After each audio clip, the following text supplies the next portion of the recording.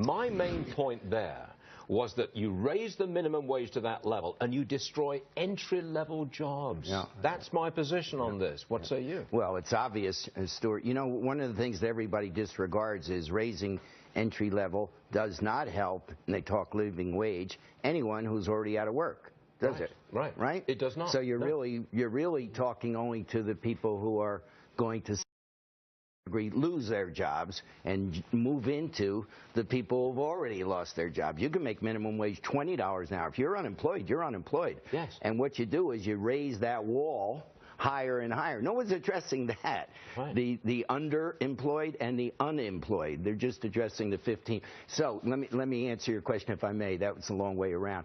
The technology industry loves every time this thing comes about. I mean, this is the greatest starter for any technology. Raise wages, raise wages. And yes, you're 100% right. And I'll tell you a really quick story. Only yesterday, a woman called me and she said, Zane, my stepdaughter, I want to get her. She just graduated, 20 years old, graduated college, can't find a job. And she said, could you hire her? And I said, doing what? She said, anything. She can be a hostess, a minimum wage. I said, Valerie, we don't have a minimum wage anymore. We just can't do that. Our wages are now so high to just bring people on, to get them into the system, learn about waking up in the morning and going to work. So that's all I want. I just want her to get a sense of what is it to go to work. Yeah, what does it take to hold down a job? You get up, you got to interface with people, you got to navigate relationships. It's a whole different psyche. It is fundamentally wrong to say, in my opinion, that every single job in America must be a job that pays enough to support a family. Yeah. That is nonsense.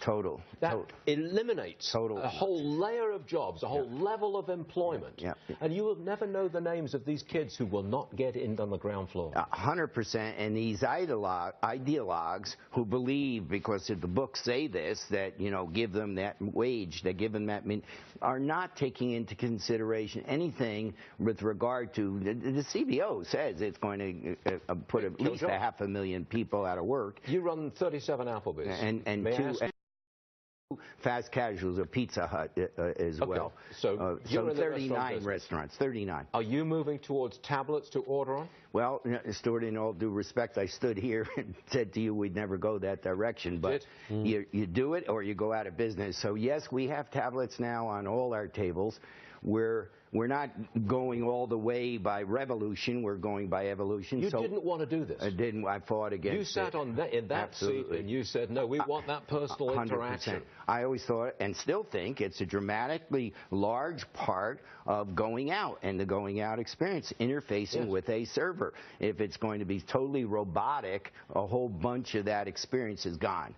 But there's a mix and match. There's for us at this level. Where it goes, if they continue to drive this and they continue to move things up, we have to stay alive. We've got over 3,000 people in our system. I have to be concerned with 3,000 people, and it might be 2,500 people. I don't know, but I've got to have as many people within our organization have employment as I can. It really struck me when I went to the airport just the other day, and I saw 65-seat operation. That's the laboratory. 3 runners. That's the laboratory. They've got it down. But there's a reason in airports versus in the restaurant industry, because it's a very impersonal experience anyway. You're passing through. You don't come back. You might fly again next month.